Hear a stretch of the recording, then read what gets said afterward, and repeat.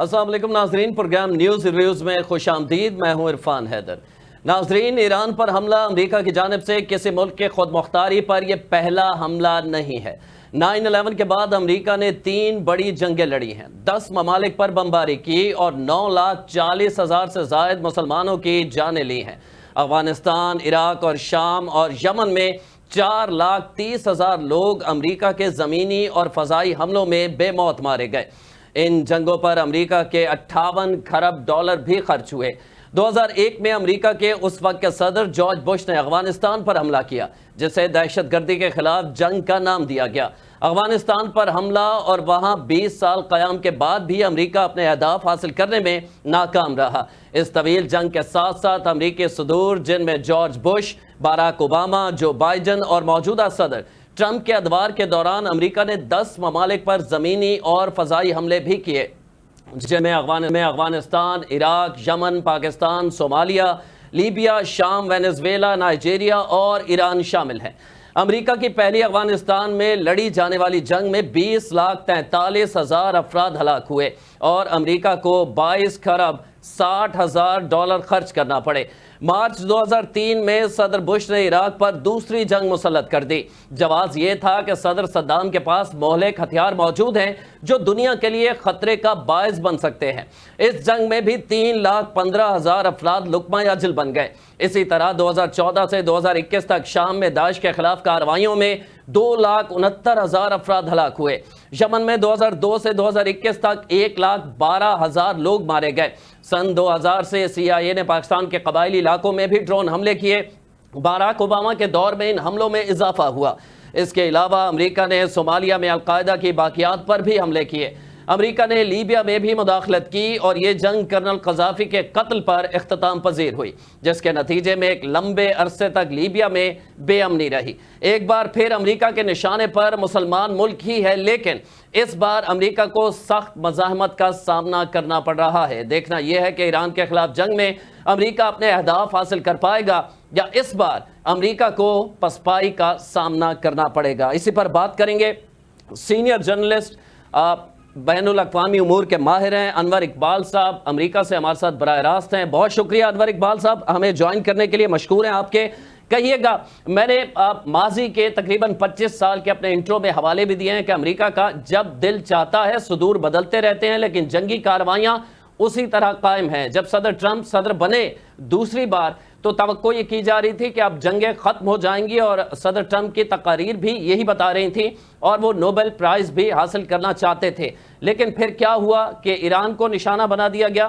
اب ایران کی جانب سے سخت مزاحمت کا سامنا بھی ہے، تو جنگ میں امریکہ کود تو پڑا ہے، جنگ سے نکلنا کتنا مشکل لگ رہا ہے امریکہ کے لیے آپ کو؟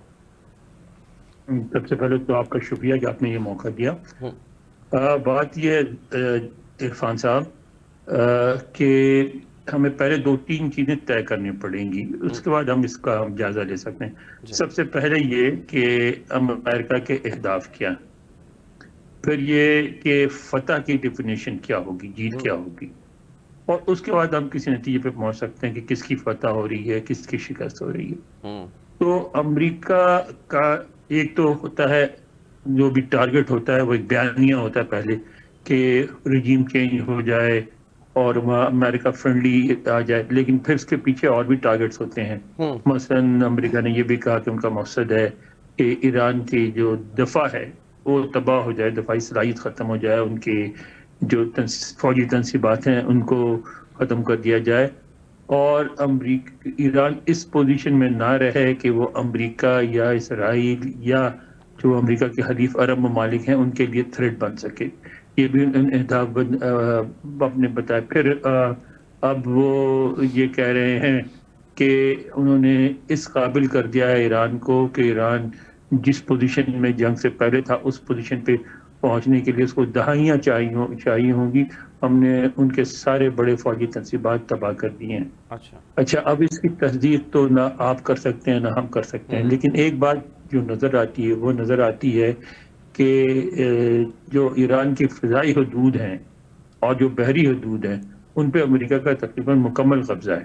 آپ دیکھیں اب ایران فضائیہ ہے ہی نہیں، وہ تو ایرانی یعنی اسرائیلی یا امریکی جہازوں کو کسی قسم کی مزاحمت کا کوئی سامنا نہیں ہوتا. جب چاہتے ہیں جہاں چاہتے ہیں بمباری کرتے ہیں اور واپس آ جاتے ہیں. یعنی امریکہ کی بمباری کا دارومدار اس بات پر ہے کہ وہ کتنی کرنا چاہتا ہے اور کتنی اس کی معاشی صلاحیت ہے اس بمباری کو جاری کرنے کی. ٹھیک ہے. اچھا لیکن جو پہلا ہدف تھا رجیم چینج کا، اس میں لگتا ہے امریکہ سے مس کیلکولیشن ہوئی. اچھا وہ جو ایک پورا پروپیگنڈا تھا کہ ایرانی عوام اٹھ کھڑے ہوئے ہیں اور جیسے ہی وہاں اعلیٰ قیادت کو منظر عام سے ہٹایا جائے گا، عوام نے اقتدار کو سنبھال لینا ہے اور وہاں جو مذہبی حکومت کا خاتمہ ہو جائے گا. وہ نہیں ہوا. وہ ٹارگٹ حاصل نہیں ہوا اس لیے کہ صورتحال ویسی نہیں تھی جیسی نظر آ رہی تھی، جیسی خود امریکہ بلیو کرتا تھا یا امریکہ کو اس بات کی یقین دہانی کرائی گئی تھی کسی بھی طرف سے. لہذا وہاں حکومت تبدیل نہیں ہوئی. تو یہ جو ٹارگٹ ہے، اس ٹارگٹ کو حاصل کرنے میں امریکہ ناکام رہا. دوسرا جو ٹارگٹ تھا وہ تھا ایران کی فوجی صلاحیتوں کا خاتمہ. جی اس میں ہمیں یہ بات تسلیم کرنی پڑے گی کہ اس میں امریکہ بہت حد تک کامیاب ہوا ہے. ایران کی فوجی صلاحیتوں کو بہت کمزور کر دیا گیا ہے، لیکن مکمل طور پر تباہ نہیں کیا جا سکا، کیونکہ یہ جو راکٹ لانچر وغیرہ ہوتے ہیں ایک ٹرک ہوتا ہے اور وہ کسی وقت بھی کہیں بھی موو ہو سکتا ہے ٹھیک ہے. اور موویبل ہوتا ہے، تو اس کو ایران موو کرتا رہتا ہے. ایران نے اس کو چھپا کے رکھا ہے، لیکن اس کو بھی یہ بات ہمیں ماننی پڑے گی کہ بڑی حد تک انہوں نے تباہ کر دیا ہے. ٹھیک ہے. میں شکست انور اقبال صاحب آپ سے جاننا چاہوں گا امریکہ میں کیا تاثرات ہیں، ٹرمپ کے حوالے سے کیا رائے پائی جاتی ہے اس جنگ کے بعد، خاص طور پر یہ بھی آپ سے جانیں گے. لیکن کرنل ریٹائرڈ اسد محمود صاحب بھی ہمارے ساتھ موجود ہیں. سر بہت شکریہ وقت کے لیے. جنگی حکمت عملی کے حوالے سے میں آپ سے جاننا چاہوں گا.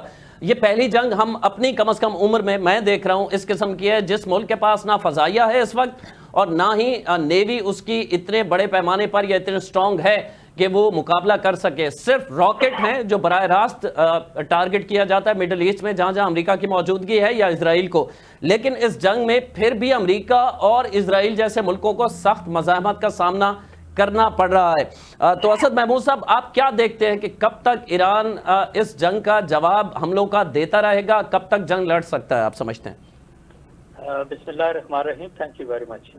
بالکل میرا خیال ہے کہ یہ دنیا جس طریقے سے اس جنگ کو دیکھ رہی ہے، اور آپ نے کہا جی آپ اپنی عمر میں یہ سب کچھ ہوتا ہوا دیکھ رہے ہیں، ایک تو یہ ضرور ہے کہ جب ایران اور امریکہ اور اسرائیل جب یہ دونوں اکٹھے ہوئے اور اس سے پہلے ان کے جو عام مذاکرات ہوتے ہیں امریکہ کے اور ایران کے، تو ایک ویری کلیئر تھی ایران آلموسٹ ان کی ساری ٹرمز کے اوپر پورا اتر رہے تھے اور دے وانٹڈ کہ نہیں کسی صورت کے اندر بھی یہ اسٹینڈ آف ختم ہونا چاہیے، یہ جنگ و جدل نہیں ہونا چاہیے.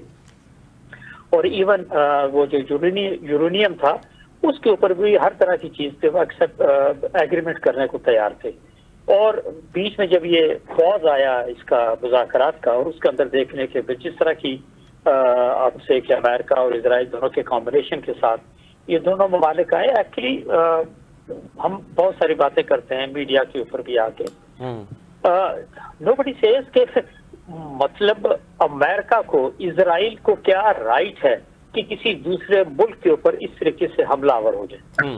اور رجیم چینج مطلب رجیم چینج کا تو حال یہ ہے کہ یہ اپنے جو شہر کا یعنی نیو یارک کا میئر ہے اس کو نہیں اپوائنٹ کر سکتے، اور یہ پورے ملکوں کے اندر ایکچولی یہ رجیم چینج کرنے کے چکر میں پڑ جاتے ہیں کہ نہیں ان کی ہیجمنی ایک لحاظ سے ہونی چاہیے، they should be considered as sole superpower. تو میں سمجھتا ہوں کہ اگر فی الوقت دیکھا جائے کہ اگر امریکہ کی اگر 250 سال کی ہسٹری کو بھی اگر ہم دیکھتے ہیں تو آلموسٹ 240 ایئرز یعنی 240 سال تو انہوں نے اسی طرح کے جنگ و جدل امریکہ کے اندر نہیں ہوئی ہے، امریکہ سے باہر یہ لڑتے چلے آئے ہیں. وائی؟ بیکاز یہ اصل ہے کہ تجارت کرنے والے یہ لوگ ہیں، اسلحہ بیچتے ہیں اور دوسرے ملکوں کے امن و آباد کو تباہ و برباد کرتے ہیں.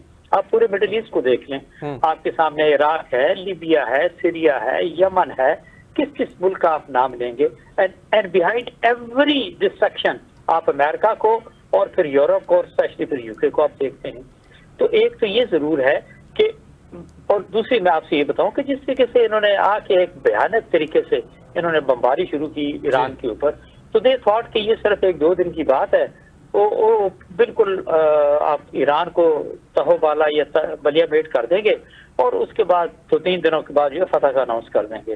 بٹ ہاں یہاں پہ پھر یہ بات آتی ہے نا، یہ پھر ایک نیشنز کی آپ بات کرتے ہیں کہ یہاں پہ پوری قوم متحد ایک لحاظ سے ہو جاتی ہے. اور ٹھیک ہے جیسے ہمارے معزز یہ جو آپ کی گیسٹ ہیں یہ بالکل ٹھیک کہہ رہے تھے کہ اب دیکھیں نہ ایئر کا کوئی عمل دخل ہے ایران کے پاس، نہ کوئی بحریہ کی آپ بات کرتے ہیں. لیکن اس کے باوجود بھی اگر یہ آلموسٹ کوئی اب 11-12 دن ہو گئے یہ جنگ چل رہی ہے اور اگر ڈسٹرکشن امریکہ ایران کے اندر ہو رہی ہے بالکل انپریزیڈنٹڈ ڈسٹرکشن ہے.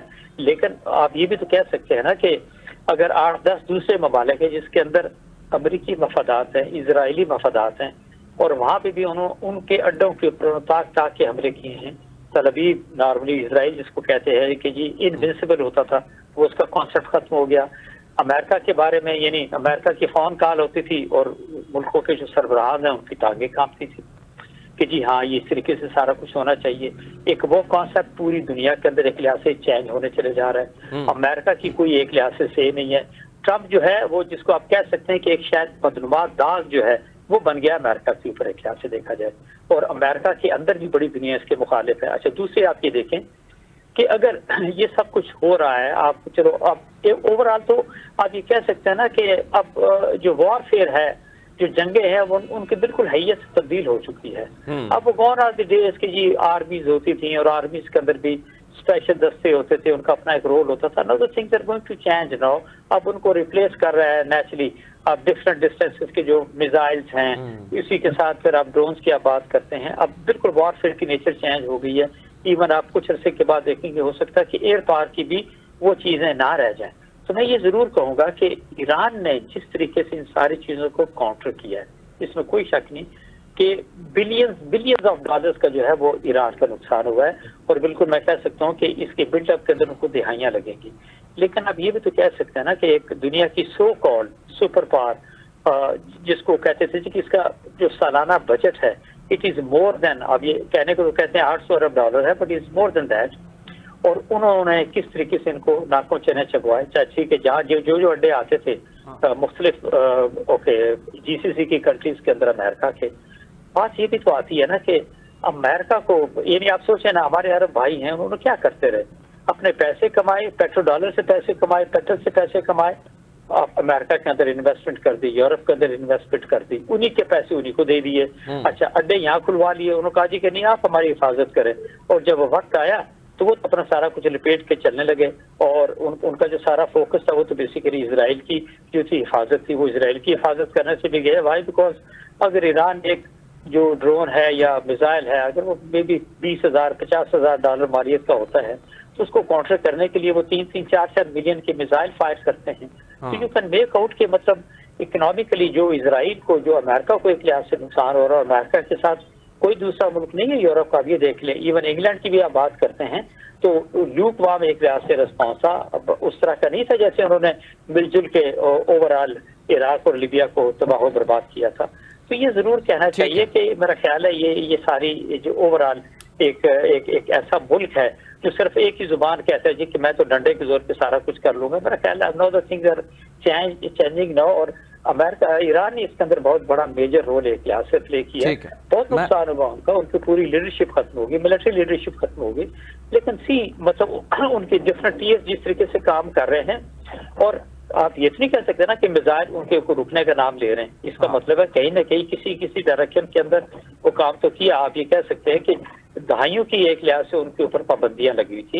ایران کسی طریقے سے تجارت نہیں کر سکتا تھا، کسی طریقے سے باہر اس طریقے سے نکل نہیں سکتا تھا.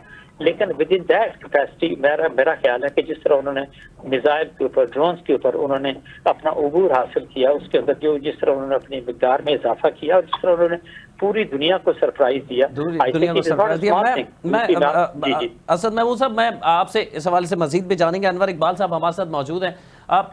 مڈ ٹرم الیکشن کی بھی سر بات ہو رہی ہے، پھر ٹرمپ کی مقبولیت جو اس جنگ سے پہلے تھی اور بعد میں ایک عام امریکی، کیا اس کی سوچ میں تبدیلی آئی ہے یا اکثریت اب بھی یہ سمجھتی ہے کہ واقعی ایران امریکہ خلاف دہشت گردی کر سکتا تھا؟ جو بیانیہ بنایا گیا امریکہ کے صدر کی جانب سے اس لیے ان کے خلاف یہ کارروائی ضروری تھی آپ سمجھتے ہیں؟ عام آدمی، امریکن، ایک سادہ لو آدمی وہاں کا کیا سوچتا ہے اس حوالے سے؟ امریکہ ڈیوائیڈڈ ہے. جو مثلا ڈیموکریٹس ہیں یا عام امریکی جس کو کہہ رہے ہیں جو غیر سیاسی ہے، وہ اس جنگ کی حمایت نہیں کرتا. اچھا. وہ سمجھتے ہیں کہ ایران سے ہماری کوئی دشمنی نہیں تھی اور ہمیں یہ جنگ شروع نہیں کرنی چاہیے تھی. لیکن جو صدر ٹرمپ کے حامی ہیں وہ ابھی ان کے ساتھ کھڑے ہیں. دوسری بات یہ ہے کہ اس کا امپیکٹ کیا ہوگا مڈ ٹرم پہ، تو یہ لگتا بظاہر یہی ہے کہ اس کا ایک نیگیٹو امپیکٹ ہوگا ان کی پاپولیرٹی پہ. اچھا. اور مڈ ٹرم الیکشن کے بارے میں یہاں کہا جا رہا ہے کہ صدر ٹرمپ کی جو جماعت ہے یعنی ریپبلکن پارٹی جو ہے وہ الیکشن ہار سکتی ہے. اچھا. لیکن آپ ایک بات ذہن میں رکھیں کہ مڈ ٹرم الیکشن ہارنے سے صدر ٹرمپ تبدیل نہیں ہوتے. امریکہ میں صدر اپنا 4 سال کی اپنی مدت پوری کرتا ہے صورتحال میں، سوائے اس کے کہ اس کو امپیچ کیا جائے. اور امپیچمنٹ کی جو شرائط ہیں وہ اتنی مشکل ہیں کہ مطلب یہ کہ سب سے پہلے تو 3/4 اکثریت چاہیے. تو ریپبلکن یا ڈیموکریٹس کبھی بھی امریکہ میں اتنی بڑی تعداد میں نہیں ہارتے، کیونکہ ان کے پکے ووٹرز ہوتے ہیں جو بیچ میں جو فلوٹنگ ووٹس ہوتے ہیں وہ فیصلہ کرتے ہیں. تو چند ملین ادھر چلے جائیں، چند ملین ادھر چلے جائیں تو وہ پارٹی جیت جاتی ہے. مگر ایسا کبھی بھی نہیں ہوتا. تو ایسا کبھی بھی نہیں ہوگا کہ اتنی ان کی 3/4 اکثریت سے ہار جائیں. تو صدر ٹرمپ اپنی جگہ موجود رہیں گے. کانگریس اگر ان کے ہاتھ میں نہیں بھی رہی تو وہ پریزیڈنشل آرڈیننس کے ذریعہ، ایگزیکٹو آرڈرز کے ذریعہ حکومت کر سکتے ہیں. اس کو روکنے کے لیے پھر 3/4 اکثریت چاہیے دونوں ہاؤسز میں، ہاؤس اور سینٹ میں. وہ بھی ممکن نہیں ہے. تو صدر ٹرمپ تو ابھی 4 سال تک ہیں، ان کو آپ نہیں ہٹا سکتے. البتہ بالکل اس بات کے امکانات ہیں کہ ان کی پاپولیرٹی پہ اس کا نیگیٹو اثر پڑے گا. اور ساتھ ساتھ جو نئے سپریم لیڈر کی اپوائنٹمنٹ ہوئی ہے اس سے امریکہ کو دھچکا لگا. امریکہ نہیں چاہتا تھا کہ مجتبی خامنہئی صاحب جو ہیں وہ یہ ذمہ داری سنبھالے. دیکھیں، بیانات ان کی اپنی جگہ. ہمارے اصل میں ہم کیا ساری دنیا کرتی ہے کہ ہم پک اینڈ چوز کرتے ہیں. جو چیزیں ہمیں پسند آتی ہے اس کو ہم فوکس کرتے ہیں، جس کو نہیں ہوتی ہم نہیں کرتے. آپ یہ دیکھیے کہ اسی دوران امریکہ جنگ سے پہلے امریکہ کی جو 1 درجن سے زیادہ انٹیلیجنس ایجنسیز ہیں، جس میں CIA بھی ہے، ڈیفنس انٹیلیجنس ایجنسی DIA بھی ہے، سب نے مل کے ایک رپورٹ پیش کی تھی جس میں انہوں نے صدر ٹرمپ سے واضح طور پہ کہا تھا کہ ایئر اسٹرائک سے ریجیم چینج نہیں ہوتی. اچھا. اس کے لیے فزیکلی جانا پڑتا ہے اور فزیکلی جانے کے لیے ہم تیار نہیں ہیں. ہم ایران کی اس جنگ میں ملوث ہونا نہیں چاہتے، آپ بھی نہیں چاہتے. پھر اس کے بعد جو ان کے جوائنٹ چیف آف سٹاف ہیں انہوں نے اپنے بیان میں یہی بات کی تھی جس پر صدر ٹرمپ نے ناراضگی کا بھی اظہار کیا تھا. لیکن چونکہ یہاں آرمی چیف کو یہ آزادی ہوتی ہے اپنی رائے دینے کی، تو انہوں نے پھر جواب میں یہی کہا کہ نہیں، میں اب بھی یہ سمجھتا ہوں کہ وہاں فوج بھیجے بغیر ریجیم چینج نہیں ہو سکتی. تو جب ان کی ساری انٹیلیجنس ایجنسیز بتا رہی تھیں، جب ان کی فوج ان سے کہہ رہی تھی، تو ان کا بیانیہ اپنی جگہ. لیکن کیا اصل میں ان کا ہدف صرف یہی تھا یا اس کے علاوہ بھی کچھ اہداف تھے؟ میں یہ سمجھتا ہوں کہ دیکھیں، یہ اگر اس کو ذرا آپ تھوڑا سا بیک گراؤنڈ میں جا کے چیزوں کو دیکھیں، امریکہ نے مڈل ایسٹ میں ایک پورا سلسلہ کریٹ کیا. عراق پہ حملہ کر کے صدام حسین کو ہٹانے کے بعد 2 بلاک بنے. ایک بلاک جس کی ایران قیادت کرتا، ایک بلاک جس میں سعودی عرب وغیرہ شامل تھے. اور ان کا مقصد یہ تھا کہ یہ بلاکس آپس میں لڑتے رہیں گے اور اسرائیل آرام سے رہے گا. لیکن جب وہ جو حملہ ہوا غزہ والا اور جس میں اسرائیل نے بہت بڑی تباہی مچی، اس کے بارے میں خود اس جو حماس کے سربراہ تھے جن کو بعد میں اسیسینیٹ کر دیا گیا، انہوں نے کہا تھا کہ 2 باتیں تھیں. اول تو ہمیں اس کا اندازہ نہیں تھا کہ اتنی بڑی کامیابی ہوگی. دوسرے، ہمیں اندازہ نہیں تھا کہ اسرائیل اس طرح اور امریکہ اس طرح ریئیکٹ کریں گے. تو اس کے بعد وہ جو فیصلہ ہوا، اس کے بعد انہوں نے اپنا فیصلہ ریورس کیا اور انہوں نے اس بات کو ریئلائز کیا کہ ایران کا بڑھتا ہوا انفلوئنس امریکی مفادات کے خلاف ہے. تو آپ دیکھیں اس کے بعد انہوں نے ایران کا انفلوئنس سیریا سے ختم کیا، لبنان سے ختم کیا، عراق میں بہت زیادہ منیمائز کرتا ہے. عراق میں جو ایلیمنٹس پاور میں آتے ہیں مستقبل قریب بھی آنے کے جن کی چانسز ہیں وہ اس طرح کھل کے اسرائیل کی حمایت نہیں کرتے, اور اب اسرائیل کو ویکن کر رہے ہیں کیونکہ امریکہ یہ کسی قیمت میں بھی نہیں چاہتا کہ ایسا کوئی بلاک بنے جو اسرائیل کے لیے ایک چیلنج بنے. تو اس مقصد میں امریکہ کس حد تک کامیاب ہوتا ہے یہ وقت بتائے گا. اور رہی بات کہ جنگ جاری رکھنے کی صلاحیت کس میں زیادہ ہے یہ بھی وقت بتائے گا. معیشت دیکھ کے اگر فیصلہ کریں تو امریکہ کی معیشت جو ہے وہ ایران سے بہت بڑی ہے, یعنی 3.5 ٹریلین کے قریب ہے. جبکہ میں ابھی دیکھ رہا تھا آپ کے جو مہمان کی گفتگو سننے کے بعد تو میں چیک کر رہا تھا انٹرنیٹ پہ, تو اس کے مطابق ایران, سعودی عربیہ اور UAE کی ملا کے 900 بلین سے کچھ زیادہ ہے, یعنی 1 ٹریلین بھی نہیں ہے, اور امریکہ کی 3.3 ٹریلین ہے. تو معاشی طور پہ امریکہ جو ہے اس قابل ہے, بلکہ ایون کیلیفورنیا کی اکانومی ملکوں سے بڑی ہے, تو وہ اس قابل ہے کہ وہ آرام سے وہاں کنٹینیو کر سکتا, آرام سے اگر نہ صحیح تو کنٹینیو تو کر سکتا ہے جنگ کو 2 مہینے اور بھی چاہے تو. دیکھنا یہ ہوگا کہ کیا ایران 2 مہینے مزید کنٹینیو کر سکتا ہے یا نہیں. اور اس حکمت عملی کو ایران کی آپ کیسے دیکھتے ہیں کہ مڈل ایسٹ میں جہاں جہاں امریکہ کی موجودگی تھی, ہوائی اڈے یا دوسرے کسی بھی پرپز سے وہاں پہ امریکنز یا امریکی فوجی موجود تھے, وہاں ٹارگٹ کیا گیا, اور یہی وجہ ہے کہ مڈل ایسٹ کی جانب سے, عرب کنٹریز کی جانب سے امریکہ پر پریشر ہے کہ یا تو آپ یہاں سے نکلیں یا پھر ایران کو جو ہے ہم پہ حملے کرنے سے روکیں. اس کی وجہ سے امریکہ زیادہ بیک فٹ پہ گیا ہے, جو بظاہر ہم دیکھتے ہیں کہ باڈی لینگویج ٹرمپ کی وہ نہیں ہے جو جنگ سے پہلے تھی. جس طرح وہ دھمکی لگاتے تھے, جس طرح ان کا لہجہ ہوتا تھا, اب ان کا لہجہ کافی مختلف دکھائی دیتا ہے, اور ایسا لگتا ہے جیسے اب وہ اس جنگ سے نکلنا چاہتے ہیں. تو اس میں ایران میں نہ صرف رجیم چینج نہیں ہو سکا, بلکہ آپ یہ بھی سمجھتے ہیں کہ مڈل ایسٹ کو جو ٹف ٹائم مل رہا ہے ایران کی جانب سے, یہ بھی ایک بڑی وجہ ہے امریکہ کو اس جنگ کے روکنے کے حوالے سے. آپ بتائیے, آپ جرنلسٹ ہیں, پڑھے لکھے آدمی ہیں, کیا آپ یہ سمجھتے ہیں کہ مثلا دبئی, شارجہ, بحرین, قطر کی ان کی حکومتیں اس پوزیشن میں ہیں کہ امریکہ کو مجبور کر سکے کہ اپنے اڈے ہٹا لو؟ کتنی آبادی ہے ان کی, کتنی ریسورسز ہے ان کے ہاں, تو اکثریت جو ہے تارکین وطن کی ہے, سب سے زیادہ تعداد انڈیا والوں کی ہے. کیا انڈیا والے ان ممالک کا, بحرین کا, قطر کا اس معاملے میں ساتھ دیں گے کہ ان کے مل کے پریشر ڈالیں امریکہ کے, امریکہ اپنے ہٹا لے وہاں سے فوجیں؟ میں نہیں سمجھتا ان میں سے کوئی بھی ملک اس پوزیشن میں ہے کہ امریکہ کو مجبور کر کے اڈے ہٹوا سکے. تو پھر دوسری طرف ہم یہی سمجھیں آپ کی باتوں سے جو مجھے سمجھ میں آ رہی ہے کہ امریکہ جب خود چاہے گا یہ جنگ ختم کرے گا, پاکستان ہو, مڈل ایسٹ ہو, کوئی بھی ہو, اسے اس جنگ کے حوالے سے روک نہیں سکتا, یا ایٹ لیسٹ مفاہمت کی کوششیں بھی اس طرح نہیں کر سکتا جب تک امریکہ کی پوری طرح مرضی نہ ہو. نہیں, مفاہمت کی کوششیں تو ہوں گی. مفاہمت ایک ایسی چیز ہے جو کہ ہمیشہ جاری رہتی ہے جب آپس میں تعلقات نہیں ہوتے. جب بھی ابھی جو اجلاس ہوا سلامتی کونسل میں افغانستان پہ اسی ہفتے کے شروع میں, اس میں مثلا ایران کو ایز اے اسپیکر شامل کرنے کی ایران کی ریکویسٹ آئی تھی. امریکہ پریزائڈ کر رہا تھا, امریکہ نے ایران کو دعوت دی کہ آیا اور شامل ہوں.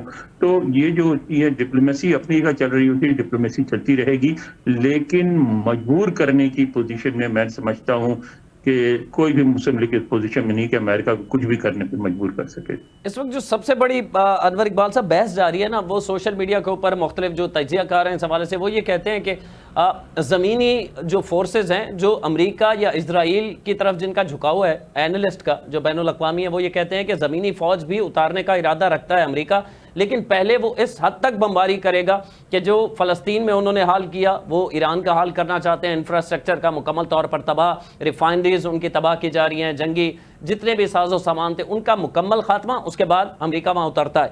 تو یہاں صورتحال تو یکسر مختلف ہے. آپ بھی بتا رہے ہیں یہ صدام نہیں ہے, عراق نہیں ہے, یا لیبیا نہیں ہے کہ عوام ان کو ویلکم کرے گی. تو 9 کروڑ آبادی والے ملک میں اگر امریکہ اتر جاتا ہے تو پھر امریکہ مزید اس جنگ میں پھنستا جائے گا, آپ سمجھتے ہیں, یا وہ اس حد تک جاتے ہوئے دکھائی دے رہے ہیں آپ کو؟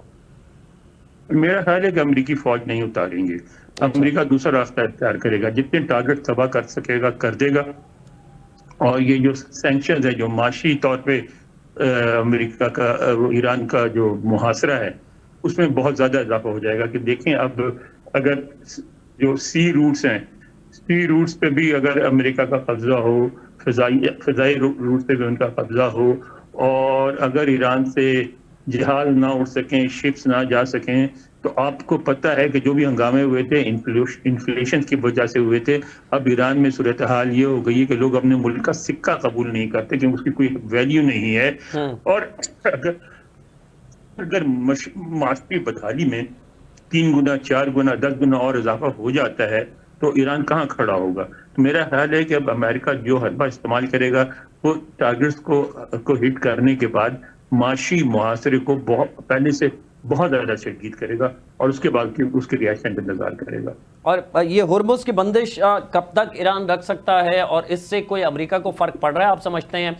ظاہر ہے اس میں جو مڈل ایسٹ کی کنٹریز ہیں یا پاکستان اس سے متاثر تو ہو رہا ہے، بنگلہ دیش بھی، سری لنکا بھی، یہ سارے ہوں گے، تو دیگر ممالک اس سے متاثر ہوتے ہیں؟ وہ دباؤ جو ہے وہ آپ نے اب اصل بات کی، اصل فیصلہ جنگ کا وہاں ہوگا. اچھا، وہ اس طرح ہوگا کہ اگر امریکہ نے جیسا کہ دعویٰ کیا ہے کہ ہم خود اپنا ہرمز کی ہم نگہبانی کریں گے اور ہم شپس کو وہاں سے گائیڈ کر کے گزاریں گے، اگر امریکہ اس میں کامیاب ہو جاتا ہے تو پھر یہ محاصرہ بہت عرصے تک چلے گا.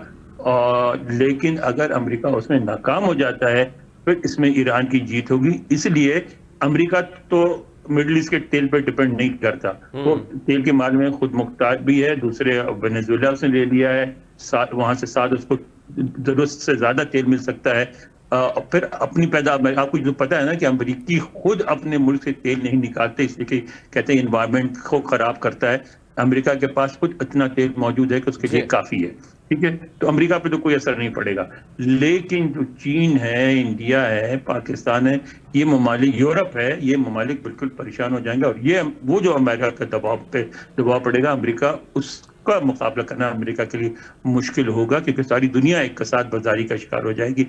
اگر امریکہ اپنا ہرمز کو کھولے رکھنے میں کامیاب ہوتا ہے تو امریکہ کا اپر ہینڈ ہوگا، اور اگر اس کو ایران روکنے میں کامیاب ہو جاتا ہے تو ایران کا اپر ہینڈ ہوگا.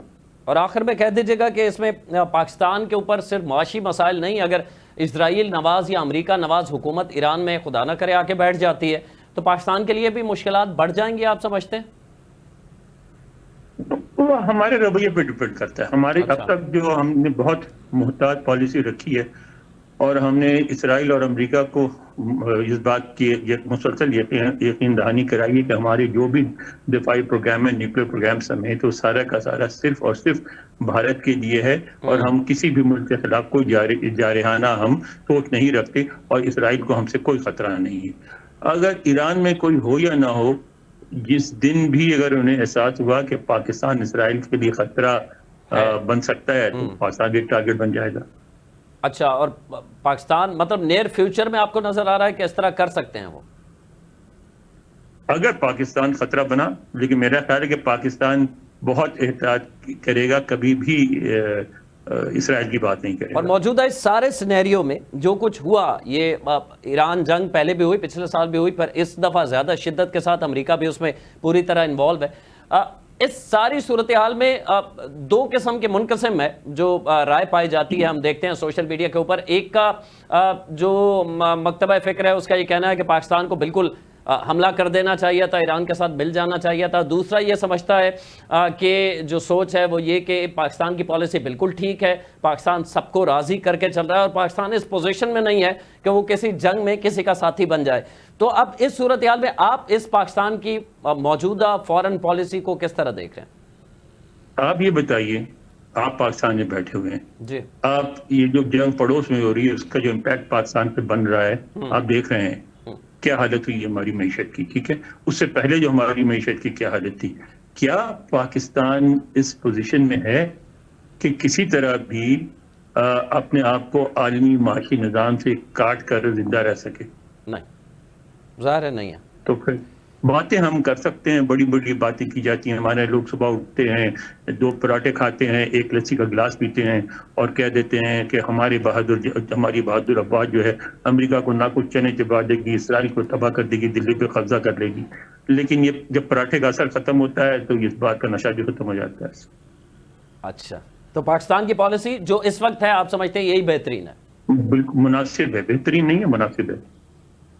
ٹھیک ہے، بہت بہت شکریہ۔ ہمارے ساتھ موجود تھے انور اقبال صاحب، امریکہ سے براہ راست تھے ہمارے ساتھ، اور موجودہ جو اسرائیل امریکہ جنگ کے بعد بننے والی صورتحال ہے جس سے پاکستان بھی مہنگائی کی صورت میں شدید متاثر ہو رہا ہے، پیٹرول کی قیمت اوورآل ہم نے اس پہ بات کی اور آپ تک ایک صحیح پکچر پہنچانے کی کوشش کی کہ آیا امریکہ نے ماضی میں جو جنگیں لڑی ہیں، 10 ممالک پہ فضائی یا زمینی حملے کیے ہیں جن میں بڑی 3 جنگیں شامل ہیں جس میں افغانستان، عراق اور شام شامل ہیں، اس سب کے باوجود امریکہ ایک نیا محاذ کھول چکا ہے اور کھولنے کے بعد مسلسل اسے جاری بھی رکھے ہوئے ہے۔ اس کے جواب میں ایران بھی مسلسل مزاحمت کر رہا ہے، جواب دے رہا ہے، وہ مڈل ایسٹ میں امریکہ کی جہاں جہاں موجودگی ہے وہاں حملوں کی صورت میں، اور ساتھ ساتھ اسرائیل کو نشانہ بنا کر۔ لیکن اس جنگ کے صورت میں نہ صرف پاکستان بلکہ بنگلہ دیش، سری لنکا، خطے کے دیگر جو ممالک ہیں وہ شدید متاثر ہو رہے ہیں مہنگائی کی صورت میں، اور مڈل ایسٹ جو ہے وہ متاثر ہو رہا ہے حملوں کی صورت میں، اور ٹورزم جو ہے وہ UAE میں ہو، دیگر مڈل ایسٹ کے ممالک میں ہو، وہ تقریباً ختم دکھائی دیتا ہے، اور لوگ جو وہاں پہ موجود تھے، بڑی بڑی سیلیبریٹیز، وہ ان ملکوں کو چھوڑ کے جا چکے ہیں۔ تو معاشی طور پر یہ بھی ایفیکٹ، یہ بھی ممالک جو ہیں وہ شدید اس جنگ کے زد میں ہے۔ یہ جنگ کب تک جاری رہے گی اور کون اس جنگ کو ختم کروا سکتا ہے، یہ بھی ایک اہم سوالیہ نشان ہے۔ پروگرام کا وقت اپنے اختتام کو پہنچتا ہے، عرفان حیدر کو اجازت دیجیے، اللہ نگہبان۔